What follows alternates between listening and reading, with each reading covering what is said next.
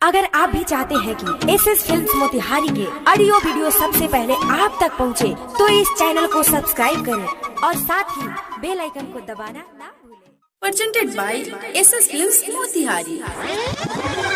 Mixed by Sila Films।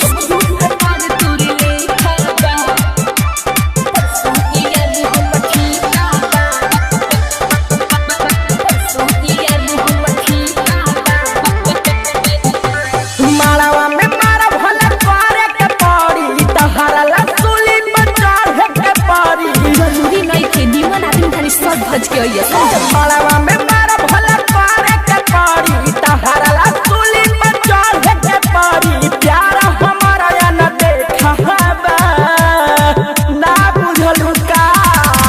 अरे इहनु गीतिया होई तारा बियाह में हारे गाई के गोबरे महादेव हायांगा नाली पाई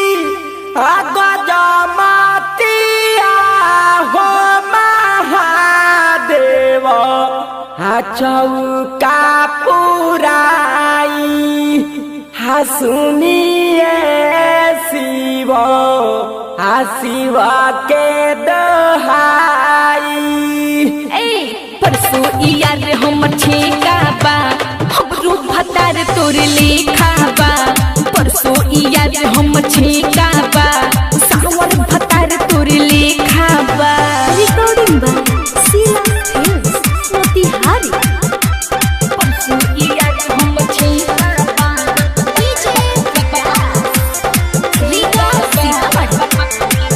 चिंता न कर तनिको तोहरे डुप्लीकेट ह तोहरे से मिलेला सकल हो।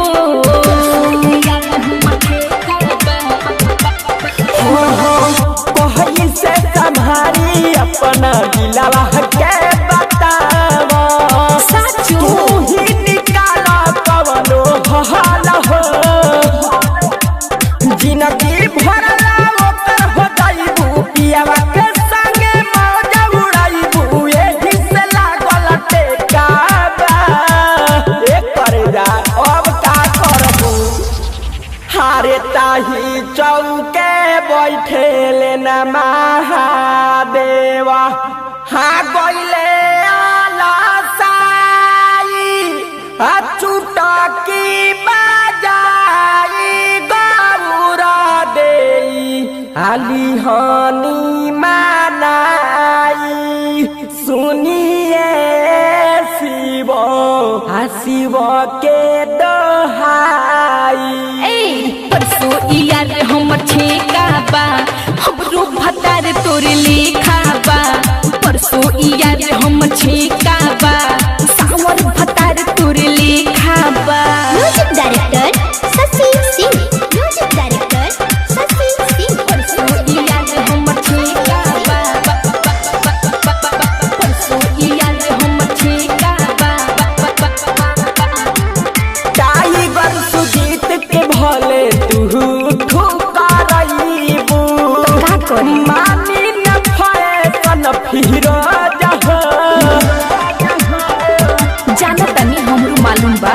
हाँ हाँ राजी पलक तोहके ना भूले पाई आई न दिलावा पहुँचे हो। तू त बलम घर सब दिन रहबू हमर जुदाई कैसे के सहबू ई कवन तोहर तरीका जा बताइबू। ए बुलकनी काकी अरे तू हो गावा सोना रे खाली हम ही गाई हारी तोरा नई हरावा गौरा देई हाँ सुनीले बाड़ाई आगे हुए केले रुए गौरा देई हमारा बाछावाई सुनिए शिव शिव के दहाई। परसों यार हम ठेका बा हमरो भतार तोर लेखा बा। परसों यार हम छेकाबा सावर भतार तोरे लेखाबा। जिला recording studio Motihari. Contact number 9123 12 12 58।